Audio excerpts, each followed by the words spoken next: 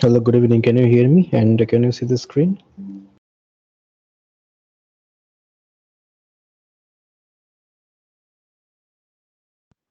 Yes, sir.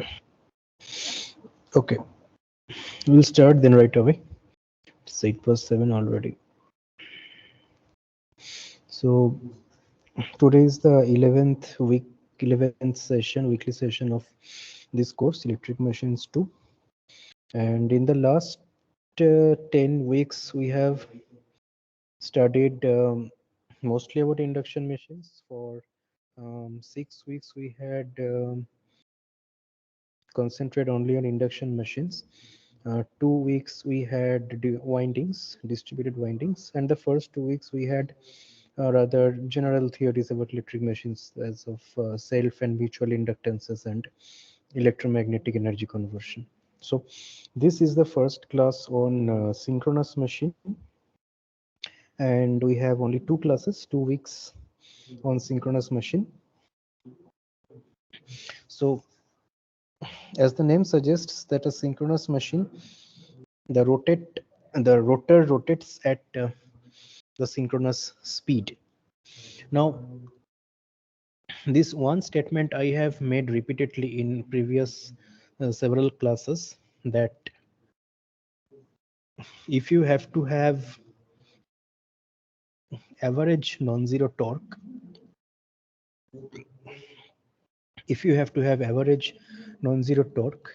then the relative speed between the stator and rotor magnetic field has to be zero at steady state, obviously.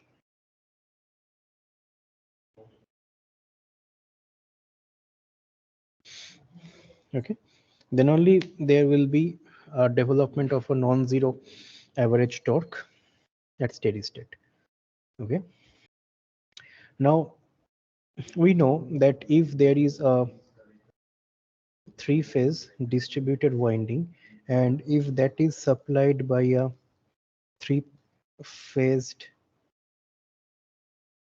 balanced AC source, what you get is a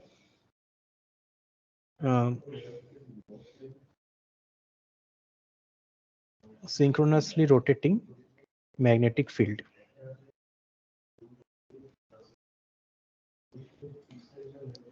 Okay, magnetic field. That means the stator field, let us say, is rotating in this direction at some speed ns, synchronous speed. Ns we know is given by 120 f by p. At this speed, the stator field is rotating. So stator, or the stator field rotating. Now, if we want non-zero torque out of the machine, the rotor field must also be rotating at the same speed ns,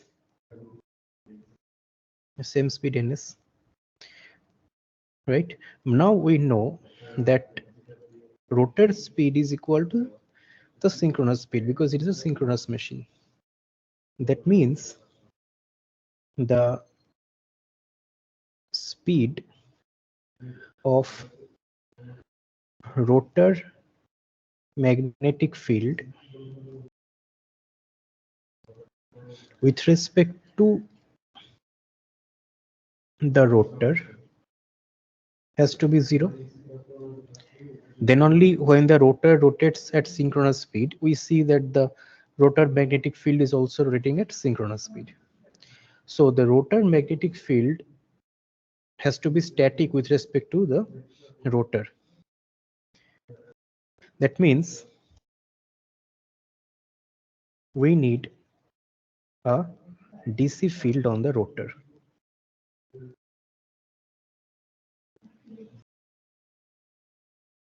We need a DC field on the rotor. This is why a synchronous machine is characterized like this, that on the stator you have three-phase distributed winding, which is supplied by three-phase AC, and the rotor has DC supply, DC field winding. Okay. Now, DC field on the rotor actually poses several challenges or issues or problems, whatever. Let us call them challenges. See, one of the biggest advantage of squirrel cage induction machine is that it does not have a slip ring. It doesn't have a slip ring. Okay. Problem with slip ring and brush gear arrangement, or maybe commutator brush gear arrangement as in DC motor, is a rotating contact. So this is the slip ring, let us say. From one side we are seeing it's a complete circle. Okay, let me draw the full. There is a slip ring, copper slip ring, and on that a graphite brush is present. Why graphite? Because it is smooth as well as soft, at the same time conducting. But this is rotating. So there is wear and tear, there is regular maintenance requirements. Now similarly, in this case also, synchronous machines also, you need some power supply in the rotor. So you need some slip ring arrangement.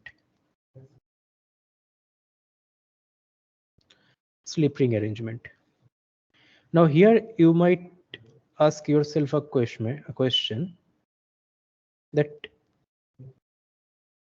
say in induction machine, wound rotor induction machine, we need slip ring. It's an AC machine. In DC machine, we need commutator. Now here it's a DC field, then why do we need a slip ring? Why not commutator? Right? That is because the commutator is actually a kind of mechanical, you can say, inverter or rectifier, depending on the direction of power. Right?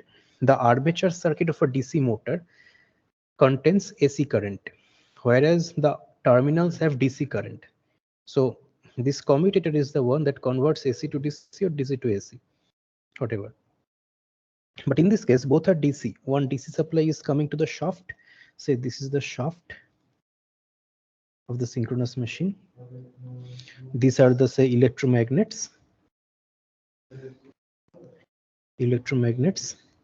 and you have windings on them like this, and you have two slip rings. Say windings are like this. One goes here, other goes here, plus minus, and there are brushes that supply to this. So you do not need a commutator here. You need a slip ring. So there is contact based mechanisms in synchronous machine. We had a little discussion on how this is avoided in some high power induction machine, high power synchronous machine. Several classes back we had a discussion on this, that on the same shaft, one synchronous motor, rotor of a synchronous motor, and the rotor of a wound field induction motor is present, and the slip power of the wound field induction motor is used to supply the DC field. In between there is a rectifier which is also mounted on the shaft, and so converts the AC field to AC current to DC current and supplies the field of the synchronous machine. In this way also you can avoid any contact, any moving contact. However, this is done only for high power synchronous machines where the field current is really of that high magnitude, where you have to avoid moving contact. Okay. Now, synchronous machines, based on their rotor structure, can be, or I should say, from now on, we will call them wound field synchronous machine. Wound field synchronous machine. Actually, the thing is, uh, as I said, that for large induction machine, synchronous machine, this arrangement is done. For small in synchronous machine, it is not that economical to have another machine to supply the field. But how to avoid the contact? Is there a way to develop a magnetic field without using electromagnets? The solution is permanent magnets. So permanent magnet synchronous machines are there, where the rotor field is generated by permanent magnets. So there is no question of contact. Okay. So this is contactless. Oh, I should say no slip ring. However, we are not discussing about these machines. We are talking about solely on-field synchronous machines where there are winding on the field. Okay. Now these are two types based on the rotor construction. One is the what is it called? Non-salient pole cylindrical rotor.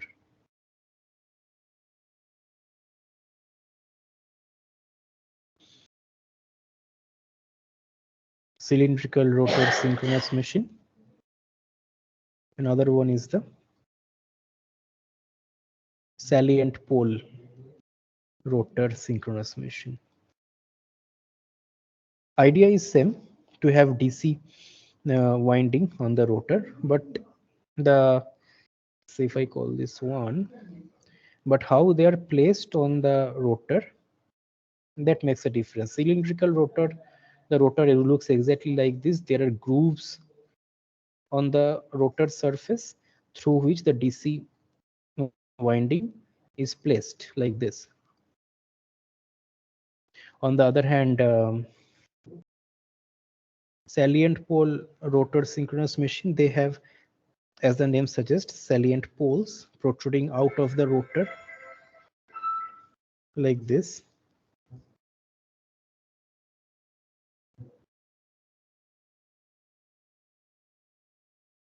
Like this. And you have the winding wound on the rotor.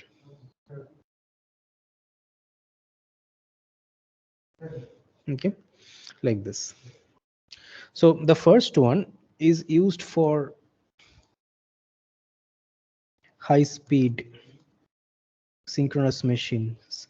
For example, those used in turbo generators, alternators, the thermal power plant, steam turbine driven alternators which run at 3000 rpm in India.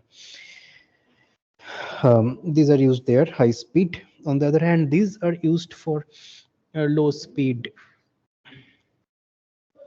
synchronous machine, maybe diesel engines or other gas or oil based turbine driven synchronous machines. So if they are 4 pole or 8 pole, their speed will be, the speed is always governed by, means if the synchronous generator is uh, supplying to the national grid or some local grid also that requires national standard frequency, then speed is always governed by this. So higher number of pole means low speed. So the salient pole rotor synchronous machines have higher number of poles, so they run at lower speed. Okay. Now, apart from this, there is one more very important difference between them. It's not only the mechanical difference between these two types of synchronous machine. See, when you are turning on the stator supply of a synchronous machine, you have a synchronously rotating magnetic field, right? You can consider it as if You have two permanent magnets placed like this, and you are rotating it with your hand at synchronous speed. Either is equivalent to same. Now suppose in this system I put this rotor, this non-salient pole rotor, if I put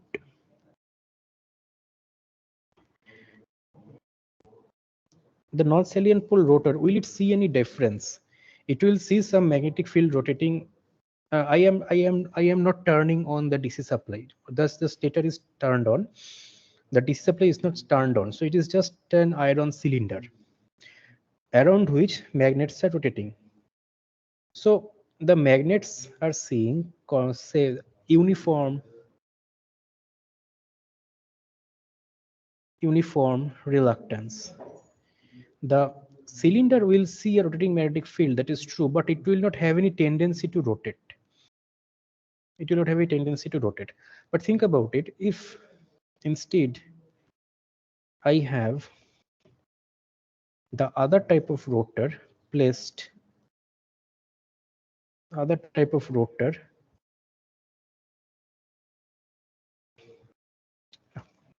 let me draw it first. Wait. If I have the other type of rotor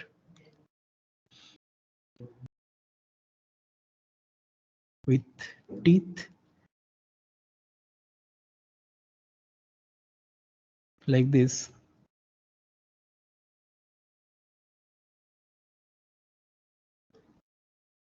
if I place this and rotate the magnets, now you see what is happening. The magnets are seeing, actually there should be two more.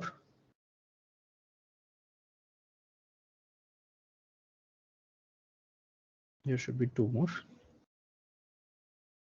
Now can you imagine that this whole four magnets, they are rotating, and they will pull these poles with them.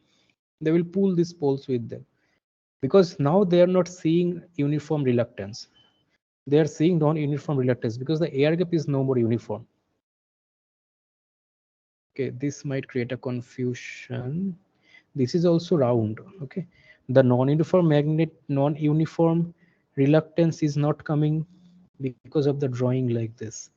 This is also round, but it is coming because the poles.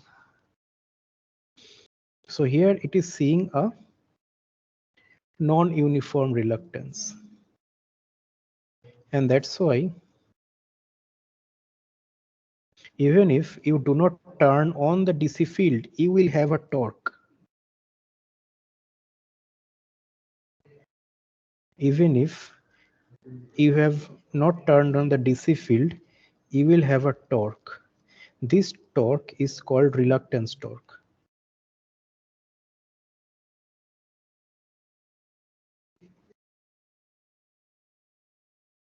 This torque is called reluctance torque. For this other case, the rotor is cylindrical, and there will be no reluctance torque in this case.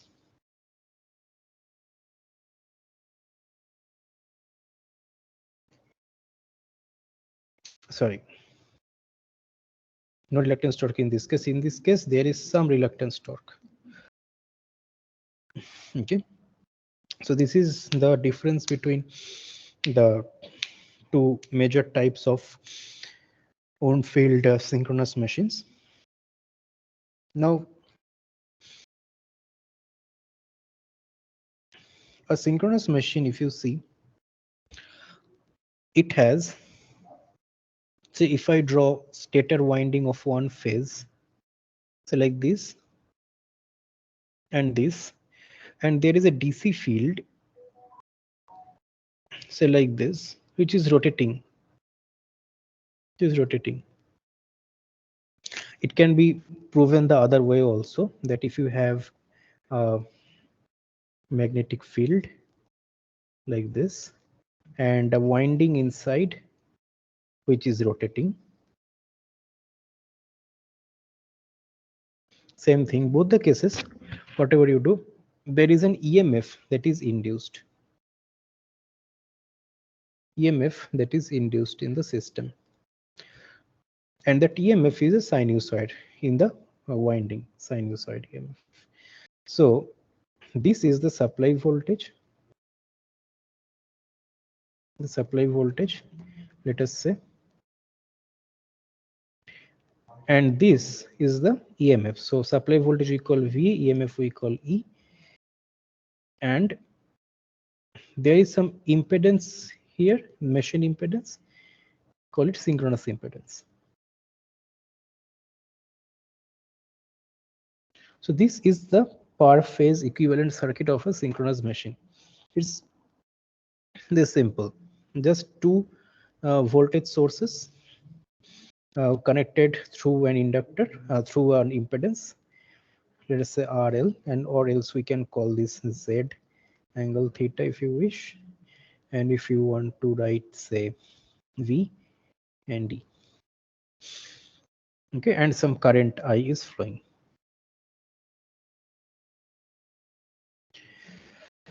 Okay, now this is same as what we study in power systems, two AC sources supplying energy from one to the other. Now we'll quick, this is actually a known equation, very popular equation in power system. We'll quickly derive it. Suppose at certain operating point, the supply voltage V, the supply voltage V is given by V angle 0 degree, and the supply and the EMF E is given by E angle minus delta. Now, okay, we'll come back to this. Let us quickly go through some fundamentals very quickly.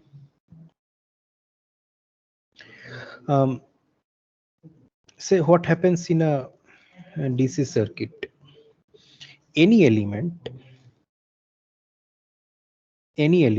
we do not know what it is, maybe active, maybe passive, but if you designate the instantaneous voltage polarity as this, and if you designate the instantaneous current polarity as this, then the instantaneous power Vi, if this is positive, that means power is being absorbed by the element, and if this is negative, that means power is being delivered by the element. Similarly, in AC, what we have is, if you have a supply, not a supply, let us say, okay, whatever, a source like this, which I draw the polarity as this V, and suppose I draw the current as I, then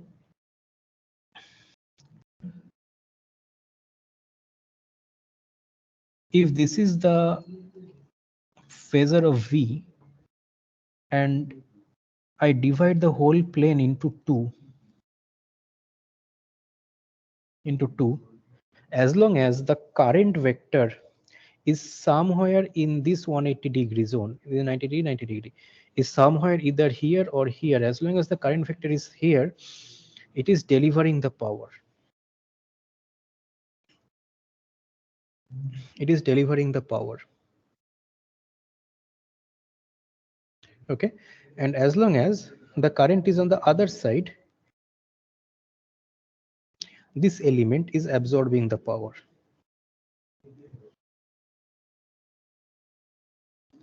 Okay, now you can also talk about what is it called, also talk about power factor. If the current is say somewhere here, you can say we have power delivering at lagging power factor. That is, this is supplying lagging power to the system, reactive power to the system. No, sorry, lagging power factor. So yeah, deliver lagging, and the other one, this one is leading. Similarly, on the other side, say if V is here, sorry, and it comes here, it's also absorbing, then here it is leading, it is lagging. Okay, but before you memorize this, if you want to memorize this, do not also forget to remember that this diagram is true only for the direction of the voltage and current that I have shown here. Okay, the same goes for DC also. If the current is entering the positive polarity, then only positive power means absorbed. Okay, now we'll come back to this.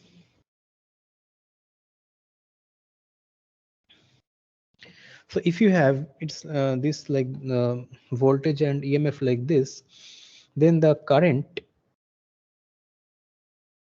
phase current, our impedance is Z angle theta, then the phase current IP is given by a vector V angle 0, sorry, V angle 0, E angle minus delta,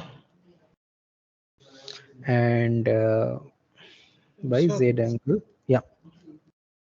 sir, without declaring like motor or generator, how can we say it's minus delta or plus delta? Okay. Although it does not matter, because if I take wrong sign, it will simply come as negative. But since you asked, we will look into it. Um, suppose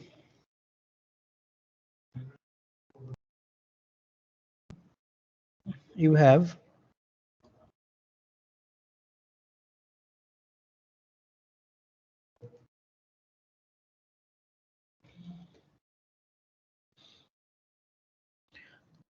voltage and EMF like this. Most of the cases you will see that V and E are very close in terms of magnitude.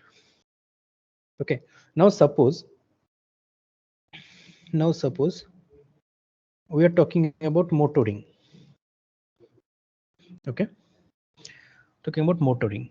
That means our V phasor,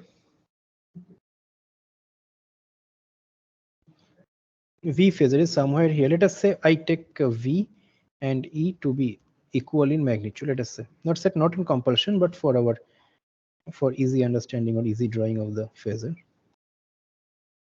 So E will lie somewhere here,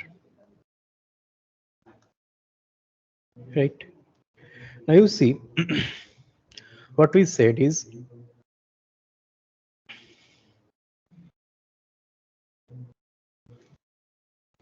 we have to take the current in this direction. Let us say the current we take in this direction, I.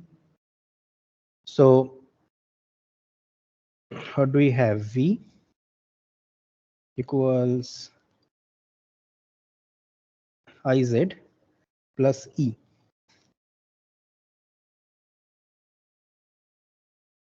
True.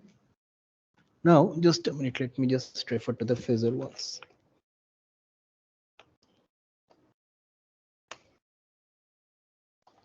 To make sure that the power is being delivered. Yeah. So V is now, we said motoring, so V must be delivering the power.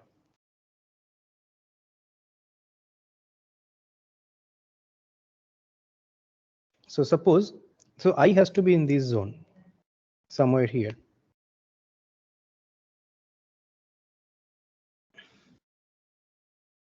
Right now, so V minus, so if this is I, then this is I, then you see E has to be somewhere here. Then only we can have E plus IZ. So this is IR and this J I omega L. this way. So E is lagging. E is lagging in motoring mode. Okay. And as the question you asked, if we go for that, we just took as motor. If it is generated, delta will come as negative. Okay, so we will not be bothered about it. So one interesting observation here is, suppose we have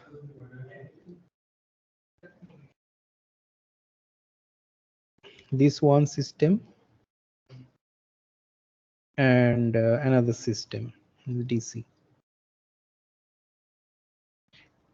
Steady state DC inductor does not matter, so I'm not drawing. See, in this case, if you have voltage is equal, then you will not have any current flowing. You will not be able to have any energy flowing in the circuit from one to other.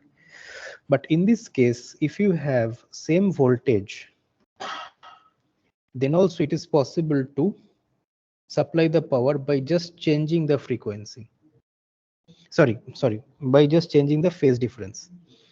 So this is the same reason why three-phase lines also have, although having the same voltages, if they get connected to each other, it's a short circuit fault, even though their voltages are same. The phase difference that plays its role here. Okay.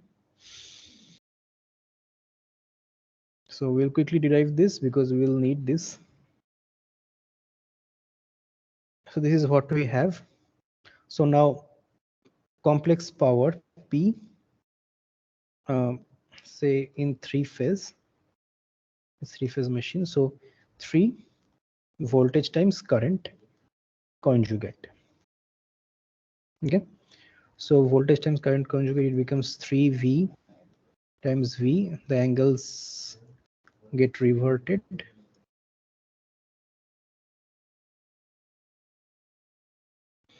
Minus theta.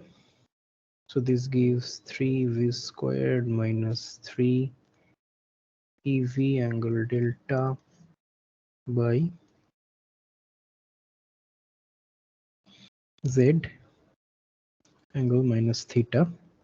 More simplified, this becomes 3V squared by Z angle minus theta. Sorry, theta minus 3EV by Z angle delta plus theta. Okay, this is what we have. Now the real power,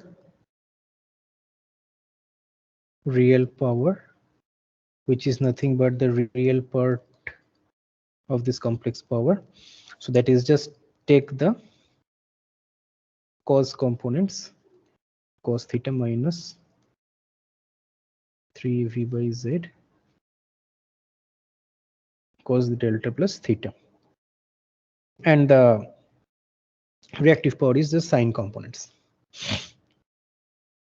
Now notice one thing here, that if you neglect, if resistance is neglected,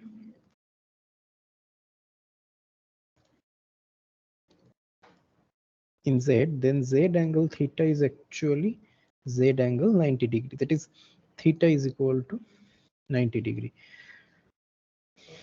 Okay, if you put this in this equation, what you will get is, in this case, the real power to be cos 90 becomes 0. You have minus 3 EV by Z cos 90 degree plus delta, which is minus sine delta. That is 3 minus minus gets cancelled. 3 EV sine delta by Z. So this is a quite useful and quite famous expression. Only thing is, do not forget that we did this for three phase. For three phase. Okay, for a single phase circuit, this 3 will not appear. for a three phase. So these discussions more or less set the basis for our problems today. Any doubt here, or we will start solving the problems?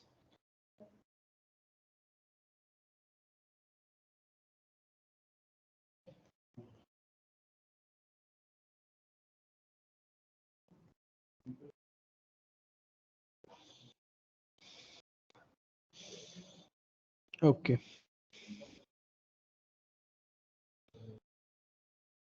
we'll start then.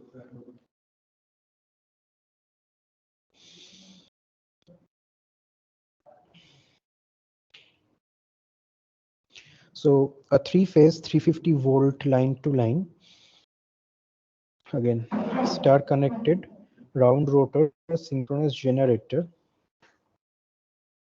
has an excitation voltage of 399 volt. Excitation voltage means the voltage that you get at the terminals of the machine. Just a second. The voltage that you get at the terminals of the machine when rated excitation is provided and the machine is rotating at rated speed. That means the rated back EMF. Rated back EMF is the excitation voltage. Okay. So this has an excitation voltage this much and a synchronous impedance of J 2.5. So they have in this problem neglected the resistance in the synchronous impedance. Okay. The question is estimate the load angle in degrees, enter a positive number. Oh, it's feeding 20 kilowatt to a 350 volt infinite bus. So now it's like this.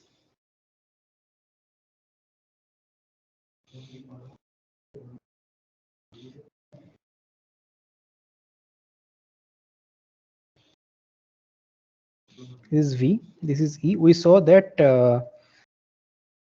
the source that supplies the power or the element that supplies the power is at leading. Okay, whatever, in this case we will not need this. What we have is simply EV by EV sine delta by Z, 3 EV sine delta by Z, 3 phase, is equal to, sorry, 20 kilowatt.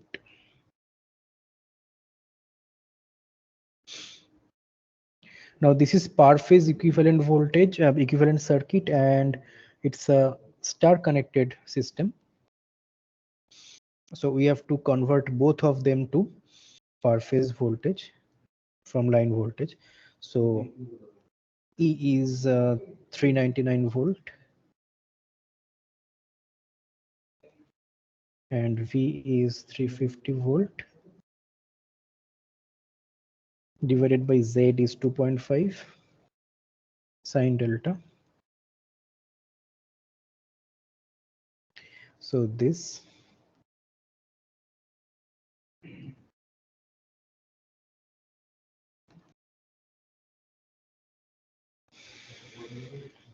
is equal to 20 kilowatt. Question is find the load angle in degrees. Just see whether delta comes out to be 20.98 degrees.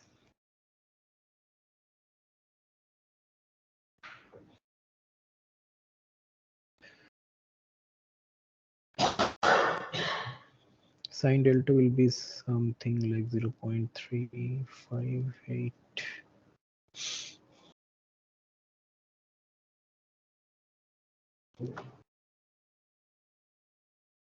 20.9798 degrees, yes. So this is the angle between supply voltage and back EMF. Next question is find the current. Find the current in ampere. So voltage and voltage values we know, impedance value we know. All we have to do is all we have to do is solve the circuit. Since the power is supplying from E to V, so E is leading.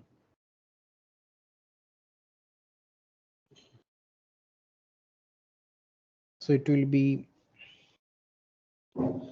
399 angle 20.98 degrees, and this will be, oh, by root 3 per phase,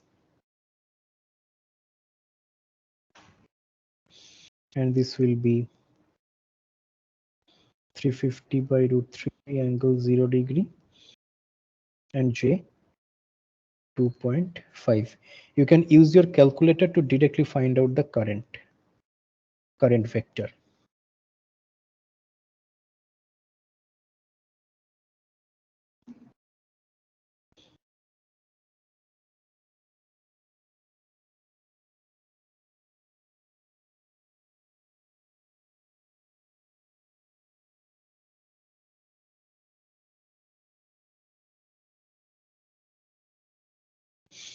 This should give 33.4 angle minus 8.97 degree.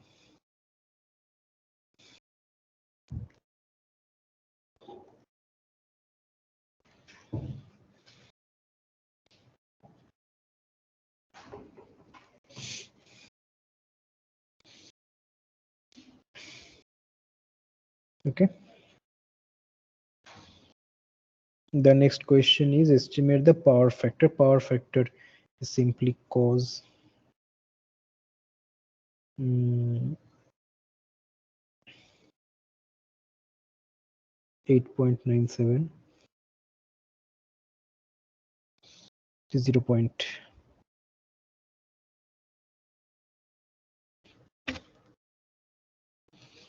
0.987, and it's negative, so nature is lagging. Actually, this is going to be an MCQ exam for you if at all you are preparing for the exam. But whenever you are asked a question about what is the power factor, you are always supposed to write lagging or leading. Okay, even if it is not asked in the question. Always, just like in mechanical engineering, you are always asked to write whether the force is what is, I forgot, expansive or contractive, something like that they say. You have to mention it even if they are not asking. Similarly here also, you have to always mention. Okay, so estimate the maximum power deliverable by this generator without changing the field excitation. So field excitation I am not changing, so excitation voltage is not changing, supply frequency is not changing. Okay, so if we look at the expression, only thing that we can change here is the angle delta.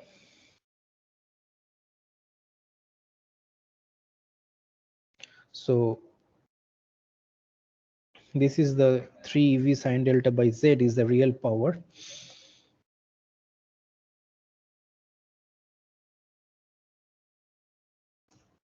Sine delta by Z. Now when you are maximizing P, that means sine delta is equal to 1.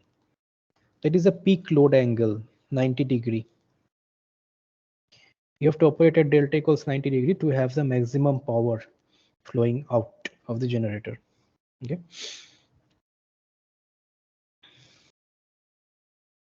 So what is the maximum power then? We already have some power, right? 20 kilowatt we already have. We have to simply divide the 20 kilowatt by this sine delta. That would do. You get the point, no? We had sine delta of 0.358.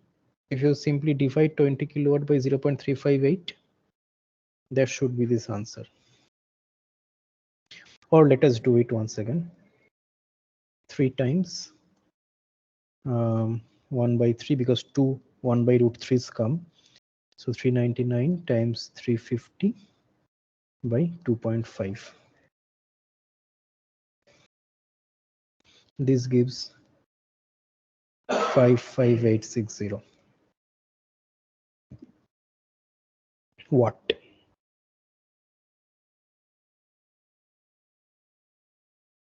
Yeah.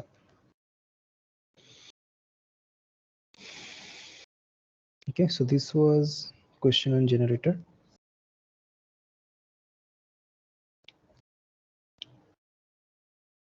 Any doubt here?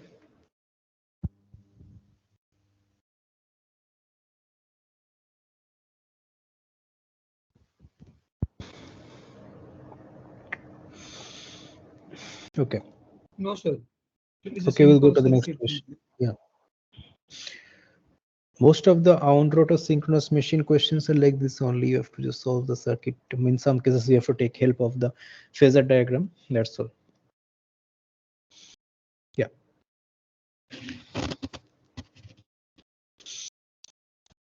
Next question is a three-phase 200 volt delta connected synchronous motor has a synchronous impedance of this much. See, now we have resistance per phase and an excitation voltage of 200 volt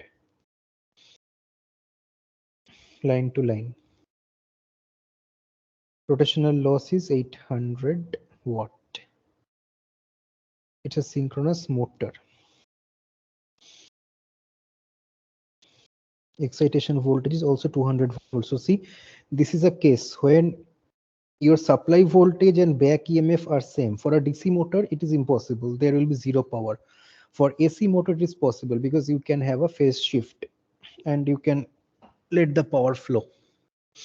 Okay, depending on your phase value, the power will flow. We just saw.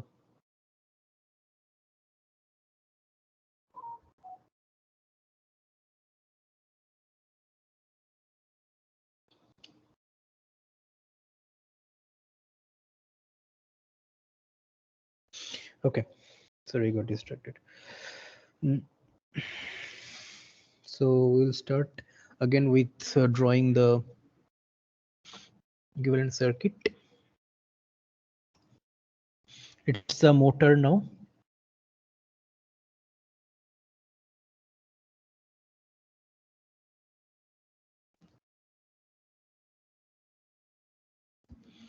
V E. Say, since power is it's a motor going this direction, let us say E minus delta. Actually, you can take V angle 0, V angle delta E angle 0, or E angle delta V angle minus V angle, whatever, doesn't matter. But try to do it in a tactful way. Tactful way in the sense, see, look at the question. Question says estimate the line current under the maximum power input condition. So at some point you have to multiply the voltage with the current vector. Now your current vector will definitely be something like I angle delta, I angle theta, some complex equation. If your voltage is also like this, you multiply, you get some complex equation, your calculation becomes complex. That's all. At the end, if you do the same thing, at the end you will get the same thing. It's just about saving your work, nothing else. So don't worry if you are doing it in some other way. It's all about which vector you take as the reference. It doesn't matter anything. Only thing is the angle of current will change, but the real quantities, power and all, they will never change. They will be the same. Okay, but don't mess up if you are doing some with some other convention. Okay, so okay, in this case we have a resistance also, Z. So Z, what do you have? Z, we have 0.25 plus J6. You see, you can write this as 6 angle 87.6 degree also. In this way also you can express z. Okay, so z angle theta we have written z angle theta, right? Same thing. And the current vector is given by v. Since v is angle 0, so I am writing just v e angle minus delta by z angle theta. Okay, now we did this derivation some time back. I will simply copy the expression here. I will copy the expression of real power. Okay,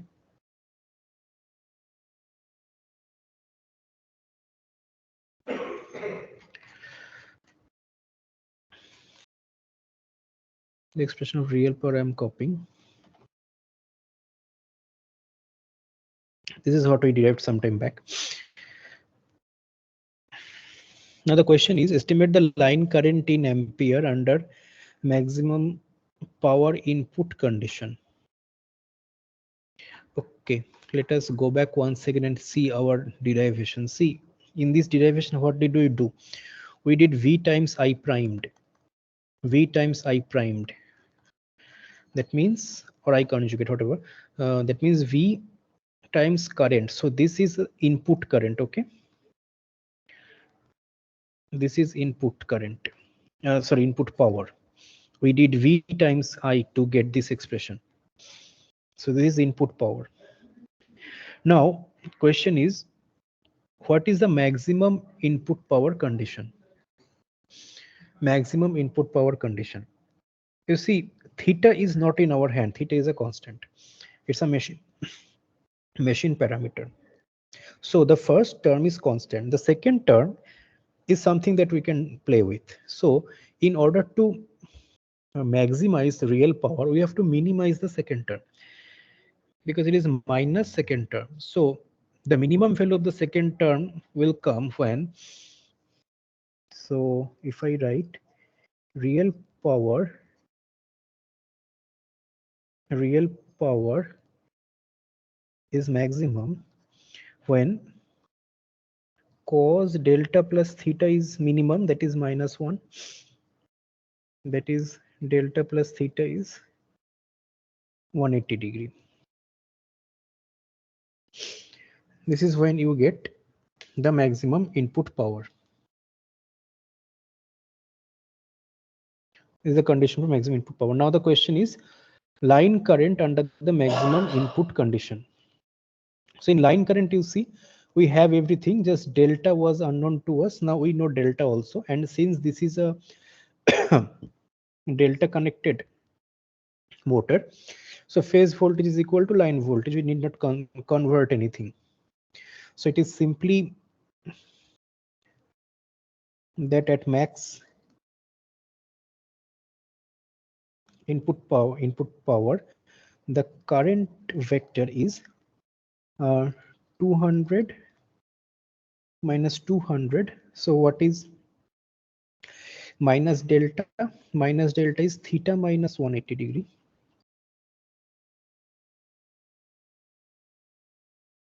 by 687.6.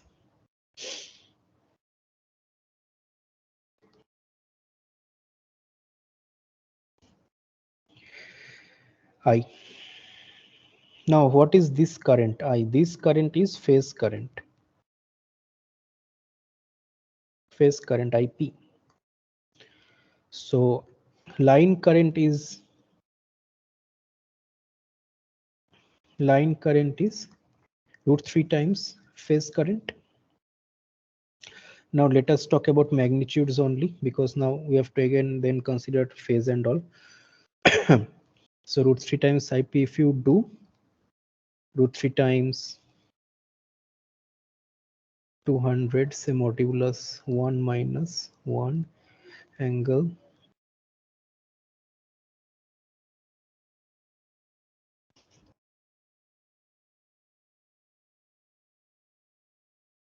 This if you do, you should get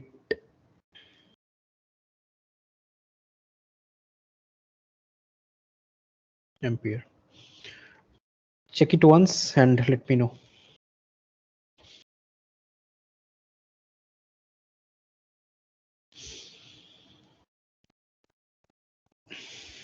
Any doubt here in the solution? We can go through it once if it looks complicated.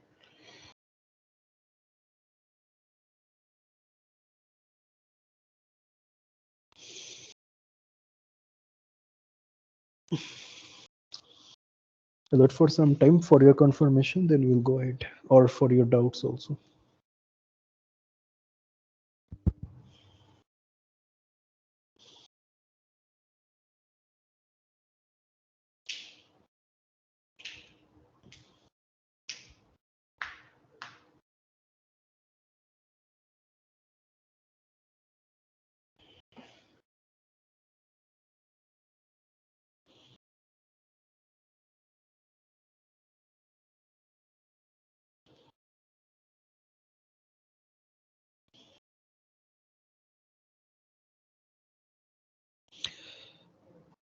I believe you can do complex calculation in your calculators. Otherwise, it will be quite difficult to do this in exam specifically. If you cannot do, or if you cannot do, you learn, or in case your calculator does not support, you can always convert them to cos theta and sin theta, cos theta plus j sin theta format. That is, separate out complex and real parts, do the calculations, get one simple equation in terms of a plus jb, and then again you get it back in angle format, polar form. Okay. Or if you have a calculator that supports, then do it in the calculator.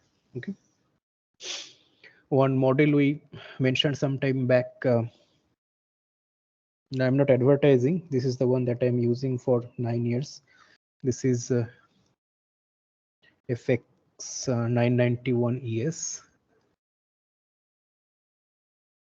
This is quite convenient. You can do complex calculations easily, or else you can do it by yourself also. No, sir. Yes, it is right, sir. Okay, we'll then go ahead. Estimate the power factor under the maximum input condition. So power factor, current, we have to um, find out. So the current expression we already have, or can we do it in some other way? We can do it from the power also, can we not? Yes, See, reactive power by by reactive power. Active power active by power by reactive VAR. power we can do. No, no, We no. can do, yes. Active power by VA. VA, yeah. Active power by VA, yes. That is a way. So active power we can find out from here, right? We cos theta is known to us. Let us write 3 v squared. V is supply voltage, 3 times 200 squared by z. This is modulus of z. 6 6. times cos theta was some 86, 87.6. And we know that this we made at -1, so this becomes plus 3 times 200 squared by 6. And quickly tell me what is the value. This should be 20814.6.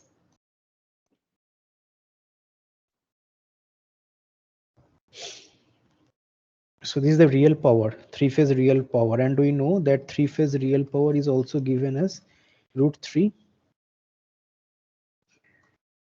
V line I line cos phi. √3 V line I line cos phi. That means cos phi becomes 20814. This calculation is correct, 20814. by 3 times. V line is 200 volt, and I line we calculated here by multiplying it with square root of 3, 83.26. This should give 0.72 power factor.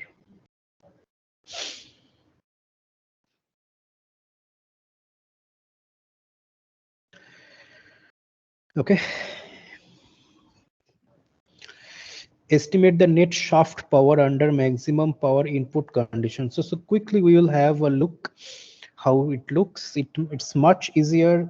The energy diagram is much easier than induction motor. So this is the stator. Okay. Input power comes in. Stator core loss. Stator copper loss goes out.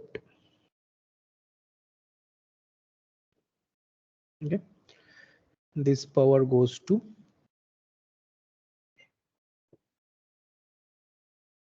rotor. Tell me one thing. Should the rotor of a synchronous motor experience any core loss at steady state?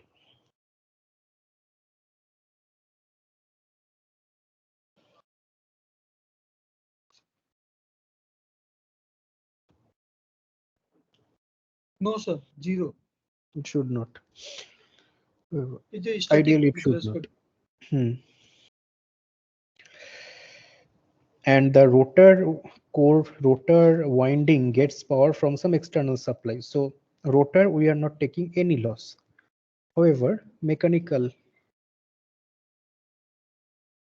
loss goes out, and what we get is at the shaft. Now, obviously, this is for the motor. For generator, it's the other way around, and similarly, the equations will be changed. The plus minus signs will be changed. However, the sources of loss, they are the same. They remain the same. Okay. All right. The question is power factor. We did net shaft power under maximum power input condition. So input power we know. Input power we know. Copper loss they did not mention. Copper loss they did core loss they did not mention. Copper loss we can find out because copper loss we can find out.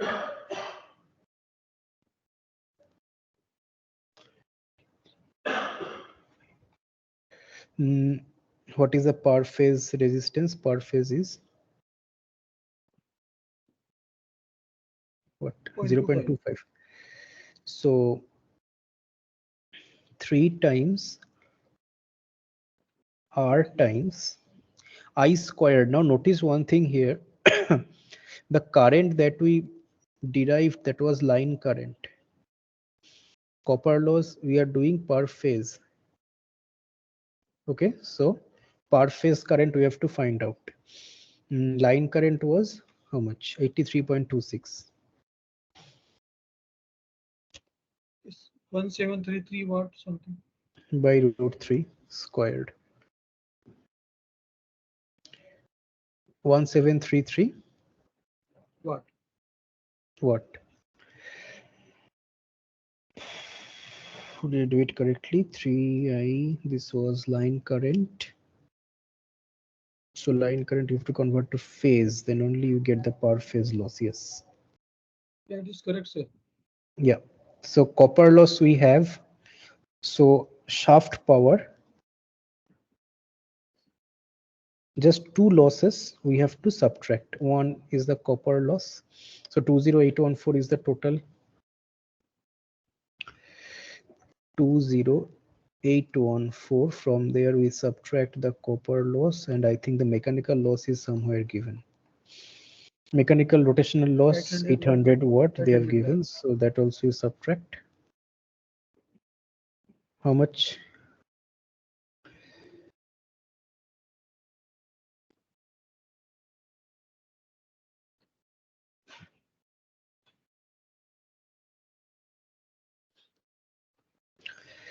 Yeah, 2500 goes out. 18.28. Can you give me one more digit? 4 1 Yes, sir. 1. Yes. what? Okay, so this is the shaft power. In case you are appearing for the final exam, do not forget to notice these things because papers will be checked by computers. So once you calculate, then you find out the unit that they want. Okay.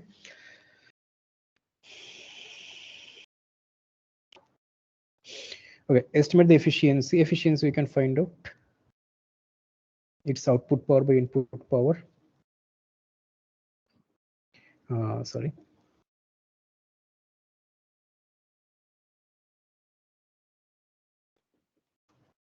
How much? I think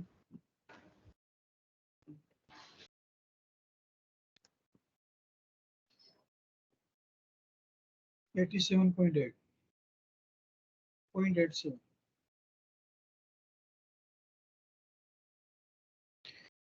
This is the efficiency under maximum power input condition. Okay, so this is one module of this question. Any doubt until this? We will shift a little, means the next question is a little away.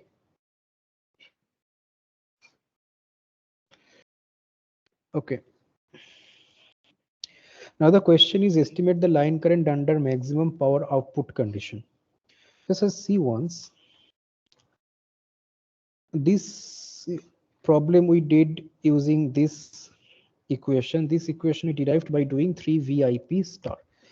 Now the other one we have to do by using 3 E IP star. Now E itself is E angle minus delta. So that gets multiplied with this. And we have a rather, what to say? Is it more complicated? It doesn't look like more complicated. Okay, so let us do E minus delta. Okay, let us see.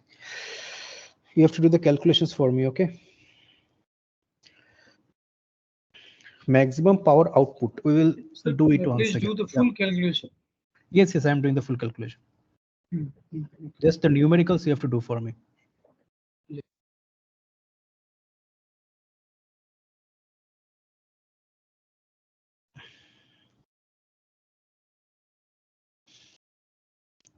So this is what we have V E angle minus delta Z. Current is flowing like this, and we know that here the current I, current vector, is V minus E angle minus delta.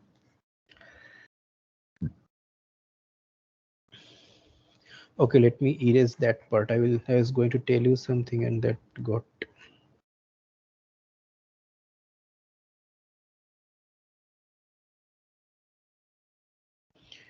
Just a second. Yeah. This by Z angle theta. This is I. And we are going to find out the maximum output condition. What is the power then? This is 3 E angle minus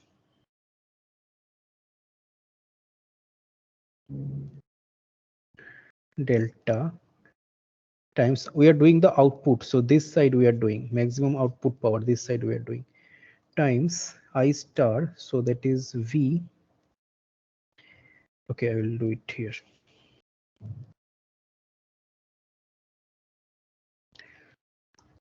Power output, the E side we are doing 3 E angle delta, sorry, E angle minus delta times V minus E angle delta by Z angle minus theta. If you do this, it becomes 3 EV minus delta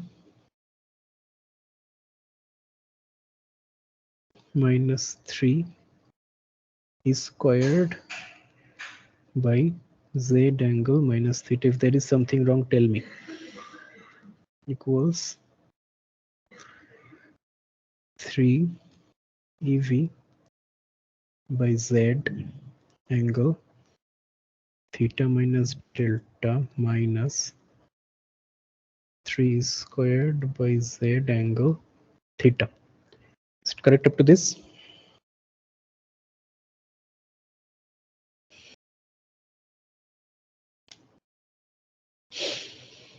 Yeah. So this is the output, and if you find out the real, that is the active power, it is 3 EV by z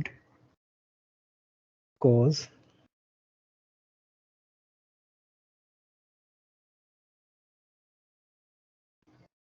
theta minus delta minus 3 square by z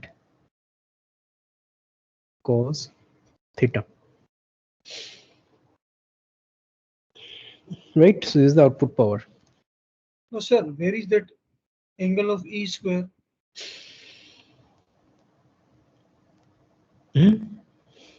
This minus delta plus delta, Angle of E square. minus delta plus delta got cancelled.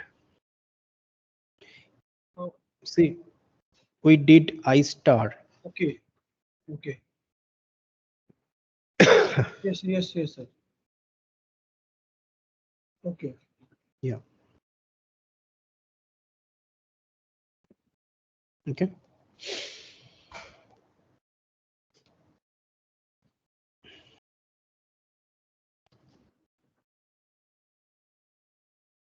Now we are asked to maximize this. So again, same thing, cos theta is not in our hand. All we can do is cos theta minus 1. So if we have to maximize the real output power, that means we have to maximize this. This becomes 1. That means theta is equal to delta. True? Cos 0 is equal to 1. So our load angle is same as the impedance angle. Our impedance angle was how much? 87.6 degree.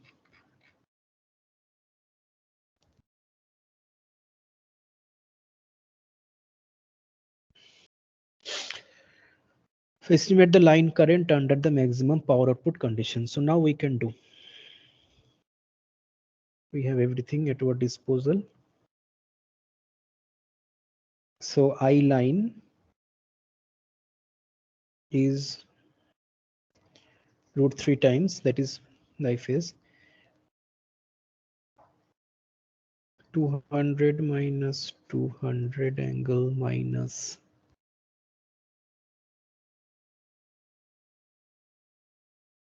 please do the calculation for me 6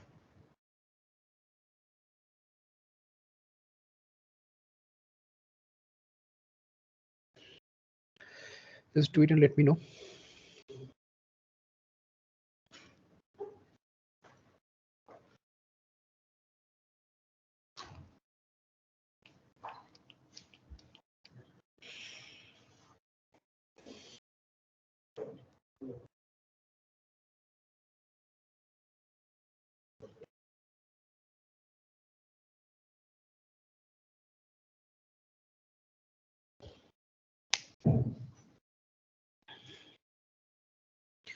Is it 79.86 ampere?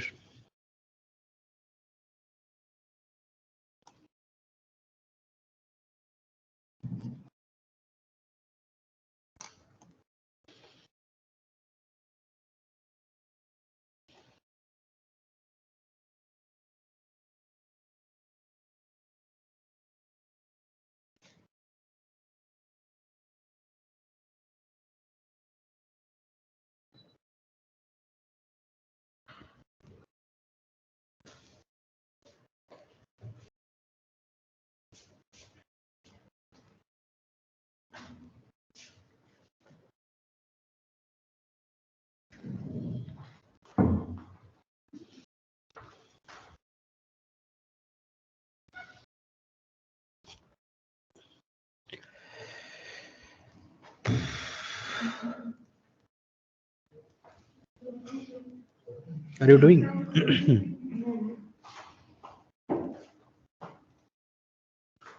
Should be 79 ampere. Okay. If not, let me know. Estimate the power factor under maximum power output condition. Power factor we have to find out. How to do the power factor. Now the thing is we are on the other Yeah, side. it is correct, sir. Correct? Okay. Yeah. Okay. Now we have to do the power factor. Now see what we can do is we have to find out the input power. We know we can find out this real power first. See, the question is estimate the power factor, right? So P output we know. We have to find out P input. The difference between P output and P input is this resistive loss. So let us first find out P output, active power. So P output is given by this equation. Should I? Okay, let me copy this for easier understanding.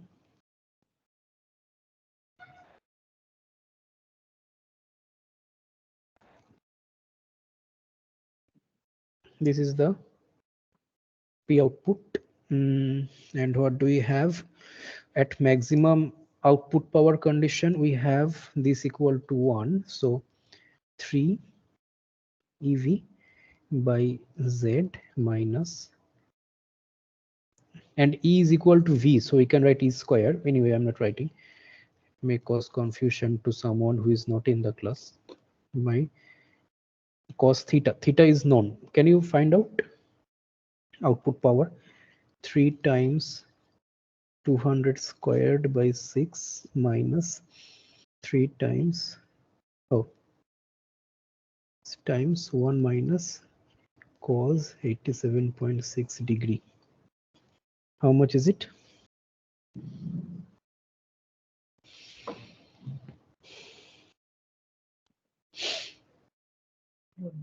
Cos minus 0.95. No, this thing. 3 times 200 squared by 6 times 1. So 0.95 times something it should be.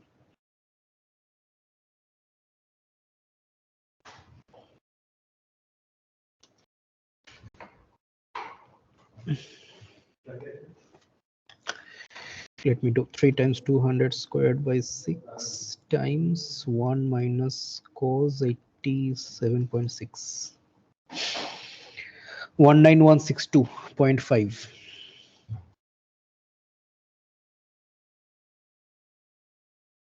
Watt. This is the output power of this circuit. So input power of this circuit,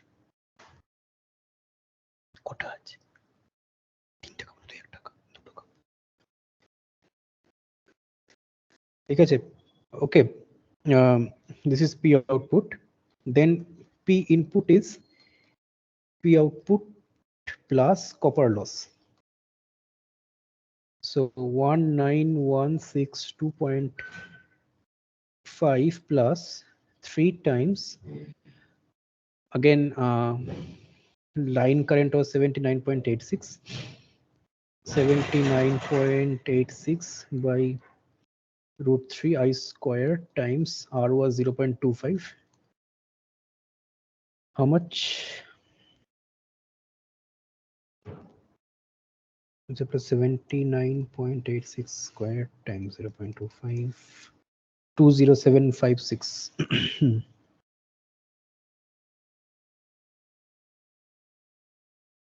Watt. So now we know input power.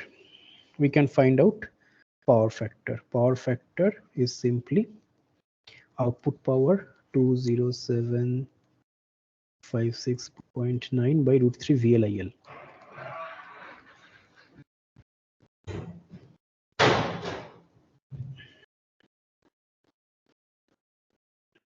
IL was 79.86.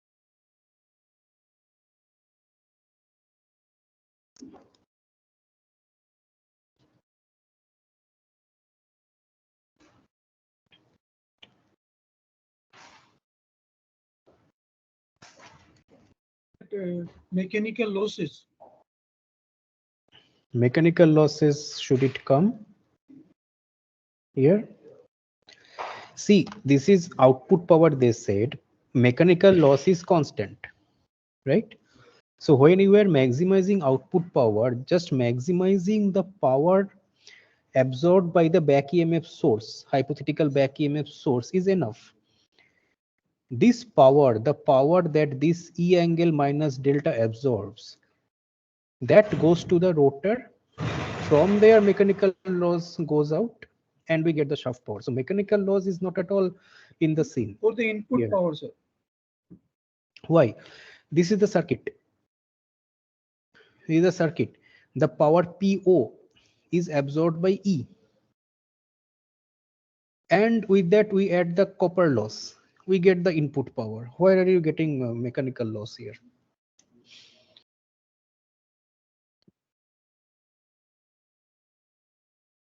Mechanical power, where are you getting here? You tell me in this circuit, where are you getting mechanical power? Mechanical loss. We have not even gone to the rotor side.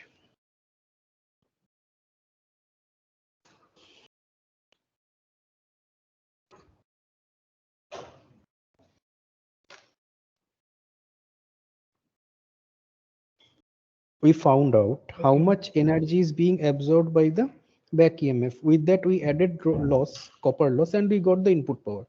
Mechanical power comes after this. Mechanical loss comes beyond this. We are not even touching that part.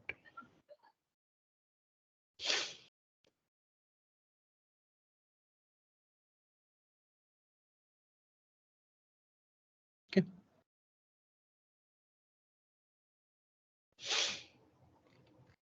All right.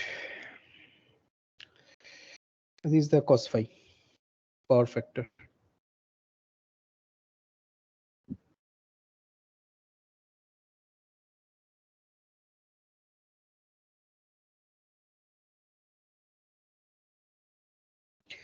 Now we shall have mechanical. Estimate the net shaft power in kilowatt under the maximum power output condition. So shaft power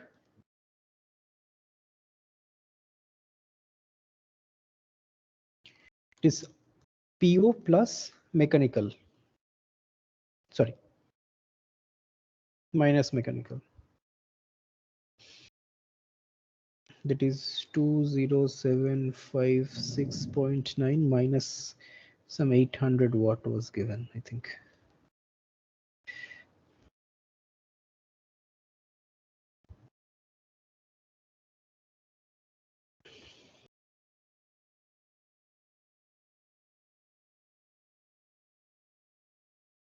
One nine one six two.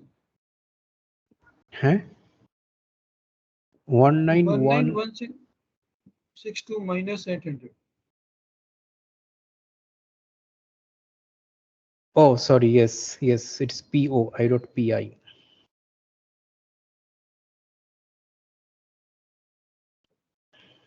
Sorry. This will come 191. 19162.5. 18362.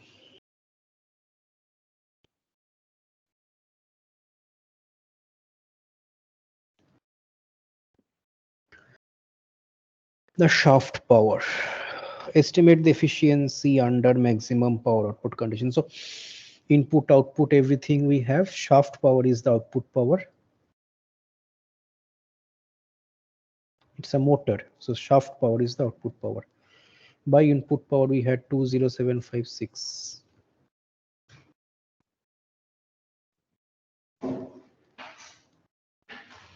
How much?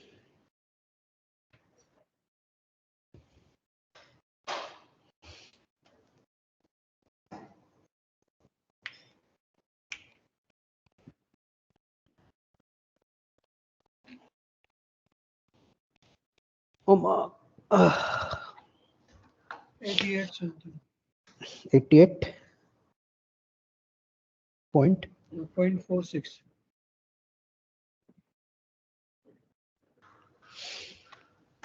Okay, so tell me if there is any doubt. That's all we have for today. So if there is any doubt, you tell me.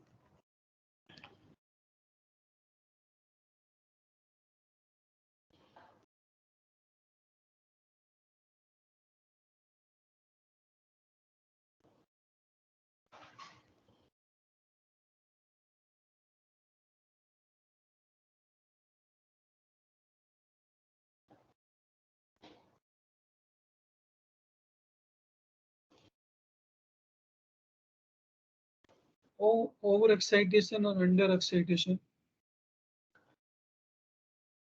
Is there a specific doubt, or are you asking me to discuss?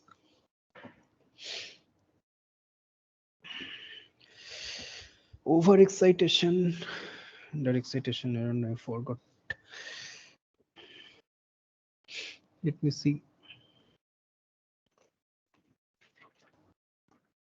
So if I talk about motoring condition,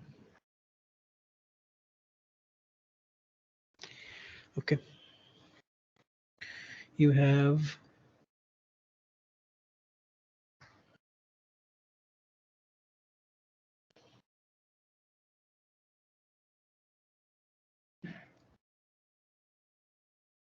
voltage V and E. Okay, and sorry.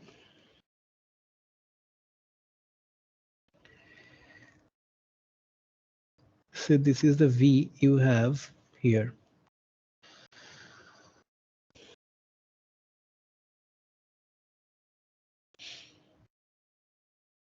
Now this is the current that is flowing. So the current must lie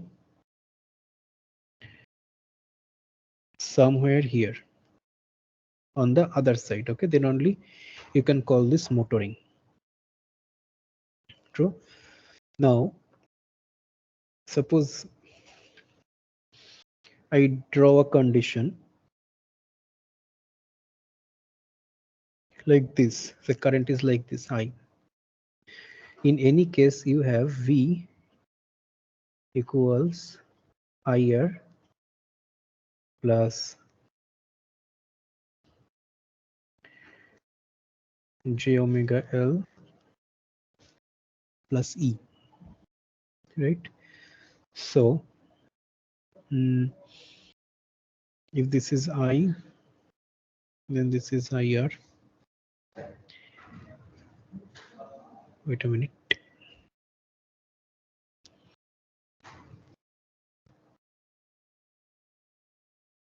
IR is this direction. Yeah. So this direction you have minus IR, and this direction you have minus I minus J I omega L. So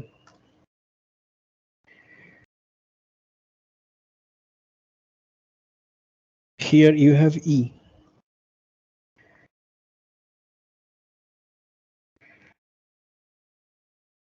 Okay. So now this is one condition. This is I.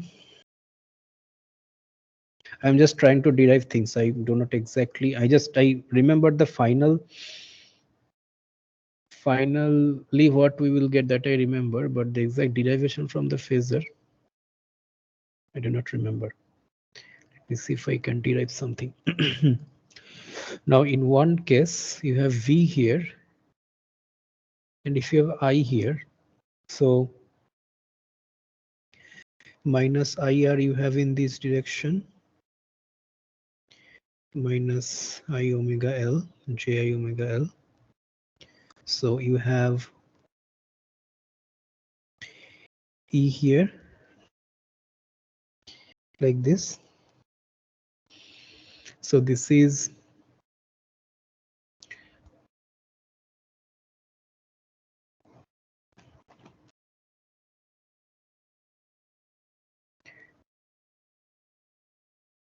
under excitation. This is rated excitation,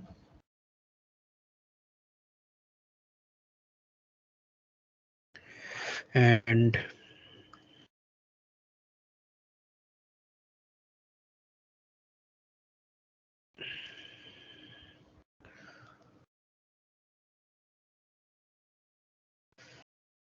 green.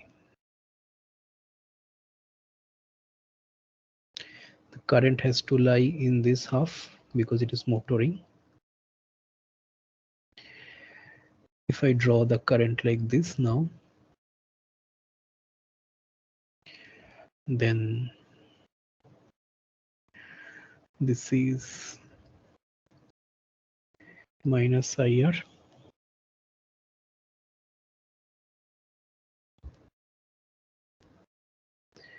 This is minus J omega IL, J omega LI,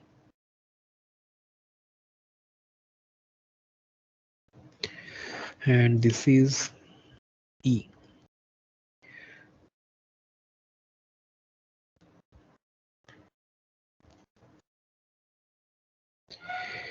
Although the drawings are not, how to say, to the scale, but you can understand that, okay, this is overexcitation.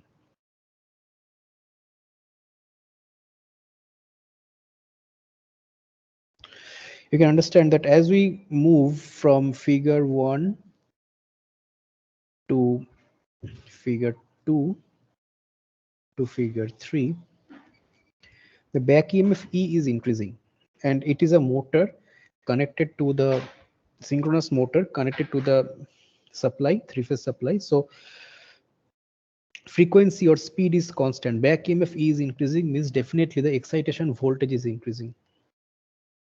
So sorry, the flux is increasing. So we are going towards overexcitation. So a motor, when overexcited, draws leading power from the supply. Okay, and when underexcited, draws lagging power from the supply. This has a very important application. In case you have heard of it, is something called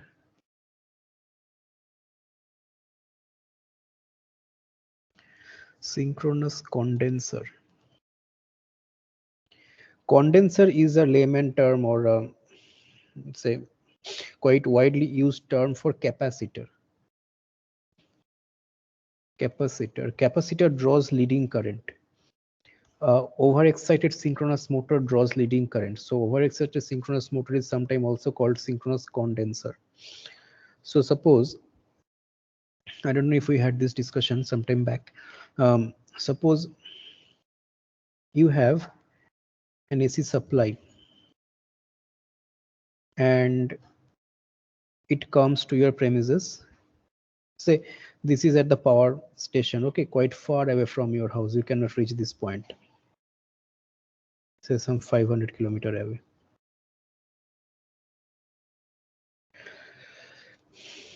And this comes to your not house premises, this comes to your industry premises. You have one industry from where it comes, and your industry has a lot of induction machines, so it draws quite a lot of lagging power. Did we discuss this in this course before?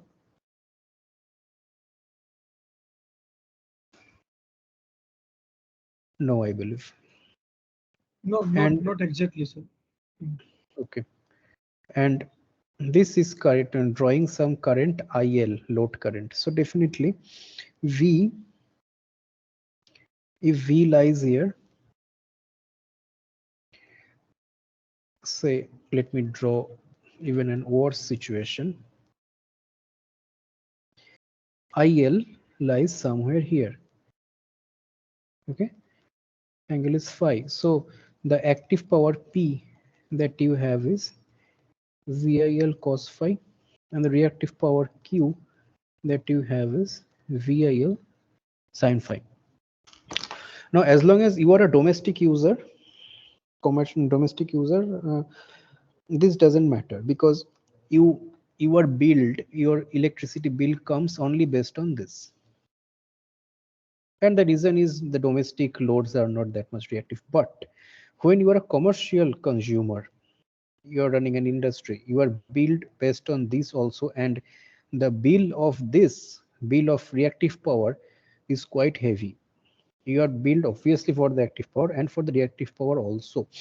Why you are billed heavily for the reactive power also if you are a commercial consumer? Because you are drawing some current, but you are not doing any work with that current. But the electricity supply system, electricity supply company, distribution company, they have to make a facility to make sure that much current can flow in the grid. They have to make large transformer, large switch gears, transmission lines and all. They have to make such that you can draw that large amount of current, but you are not using that large amount of current. You can understand, no, that if um, the power factor is not unity, you are drawing more current than necessary. So they will charge you for Q also. Now you will not want that. So what would you do is you will simply locally, okay. So let us say 500 kilometer is up to this, and this is your premises. This is your factory premises. Here you can do whatever you want. What you will do is you will install a capacitor. Let us say a capacitor. Now what will happen as soon as you install the capacitor? This capacitor will start drawing a current IC, and the total current is now IS.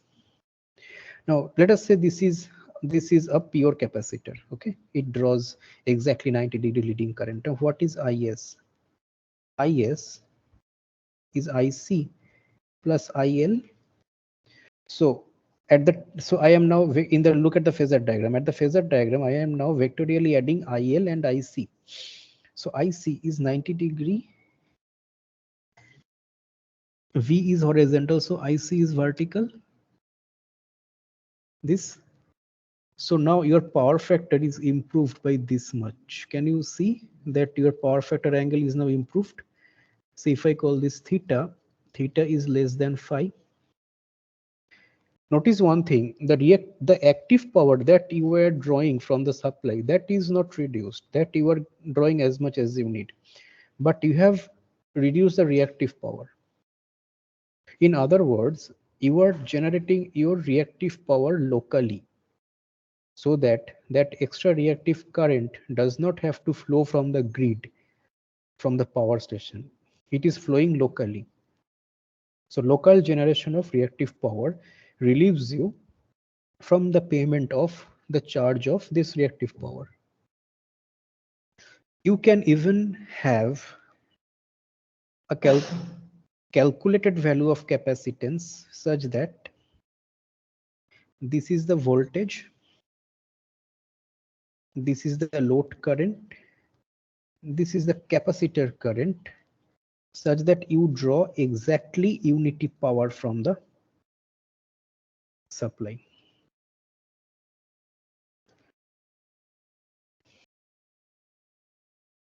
Okay.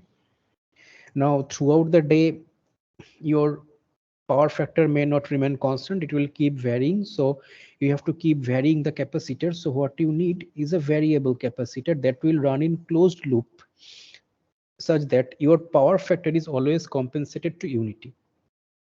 So this thing is a static, this thing can be realized in several ways. The most modern way is a statcom, a static compensator.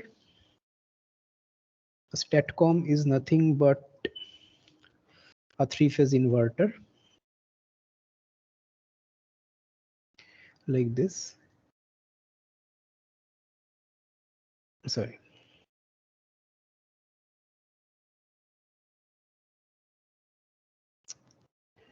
Inverter with a capacitor on the DC link side. And here goes the three phase grid. static compensator. So this will ensure that you are always operating at unity power factor. There are other ways also. So what I was saying is synchronous condenser is one way of doing so. That in your industry you have several motors. Some of the motors you make synchronous condenser. You need motoring. Motoring you are getting at the same time. Those overexcited synchronous motor are also compensating for the reactive power that you need for your industry locally. So this is one application of these overexcited synchronous motors. Okay.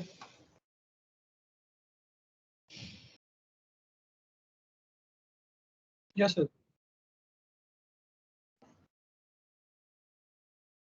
All right.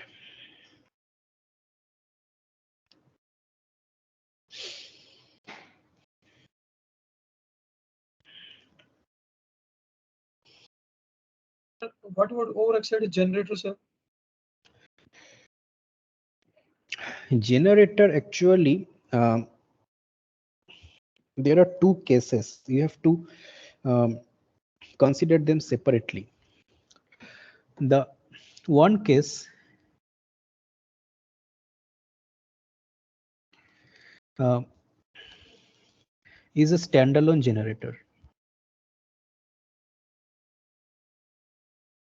Standalone generator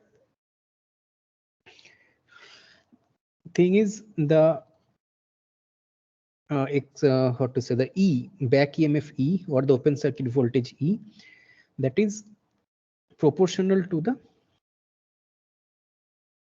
excitation voltage.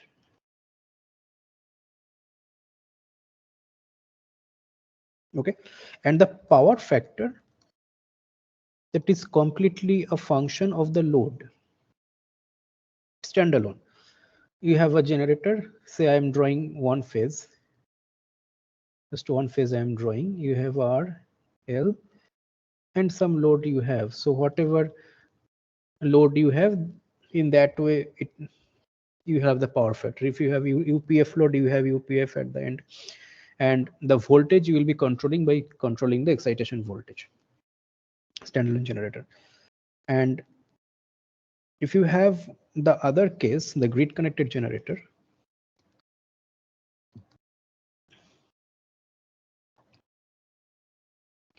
here your E is constant, sorry, V is constant. V is constant. Now if I again draw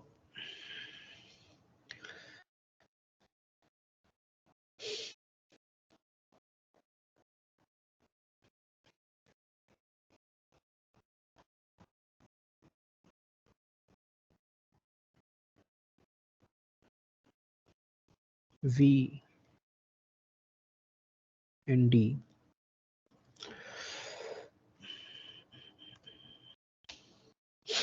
just a second, let me just think about it. In what direction should I?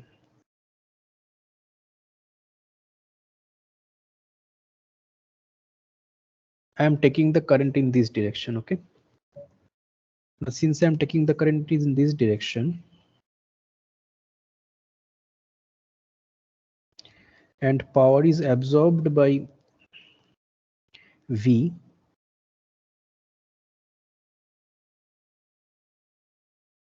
that means the power should be on the other side of the plane. Sorry, the current should be on the other side of the plane. Okay, so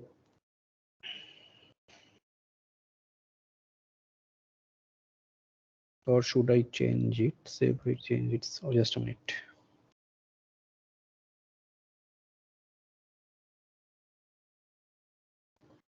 Okay, let us draw in this way. Let us see what happens. I cannot recall the convention the way we do.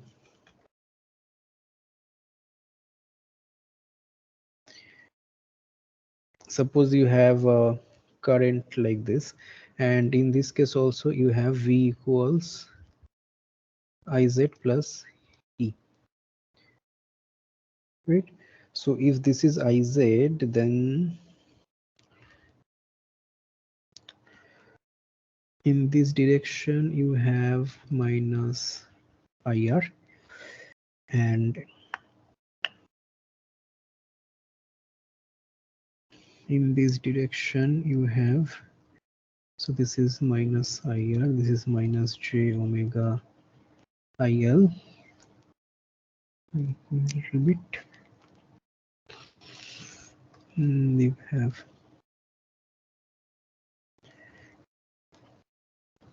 E in this direction.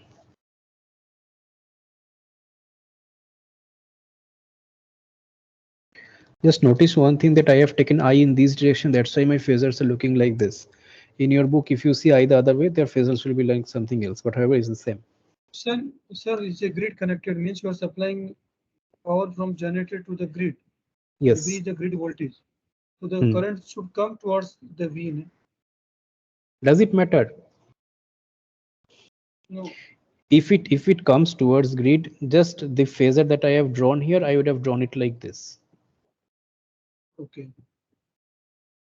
and this equation would change. Ultimately, the V and E relation would be the same. Doesn't matter. See, that's why at the very beginning I told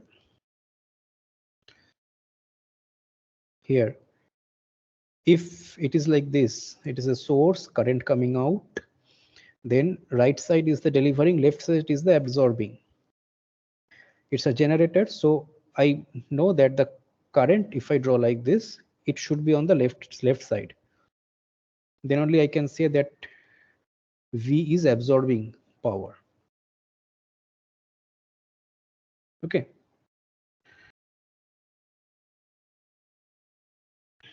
Yes, sir.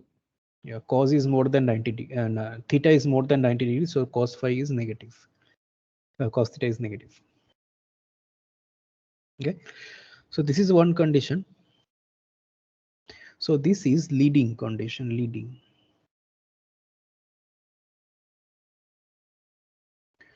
leading condition. Let me quickly draw the lagging and check something, then I will draw the UPF.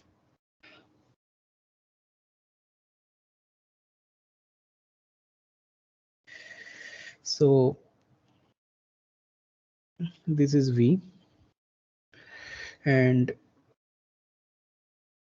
the current is here.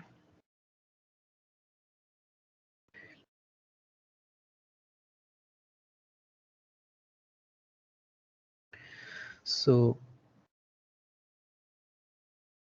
this is minus IR. Just a minute. It anti-clockwise, so it comes like this.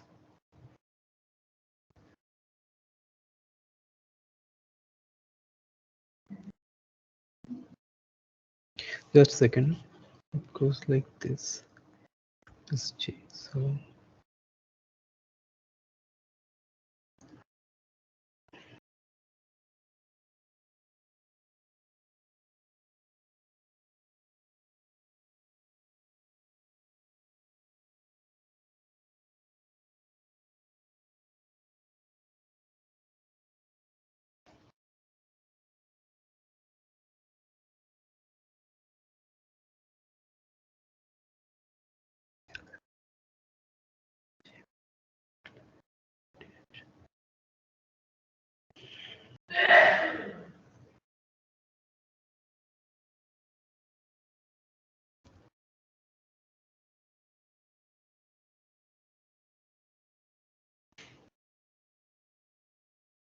yes, I got confused which direction will be this.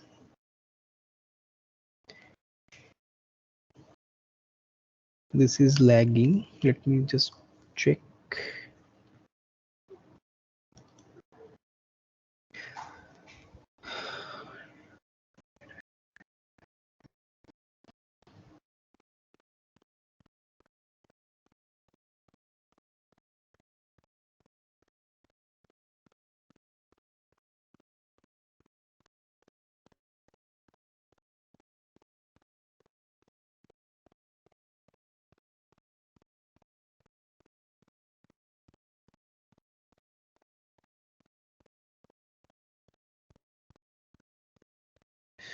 There's something wrong.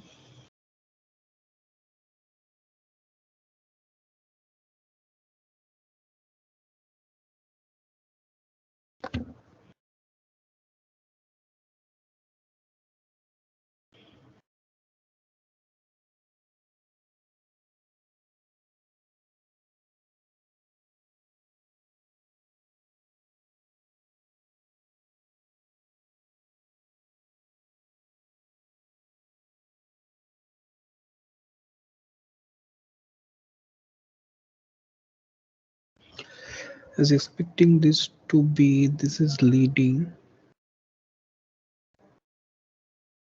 under excited, lagging should be over excited. This was correct.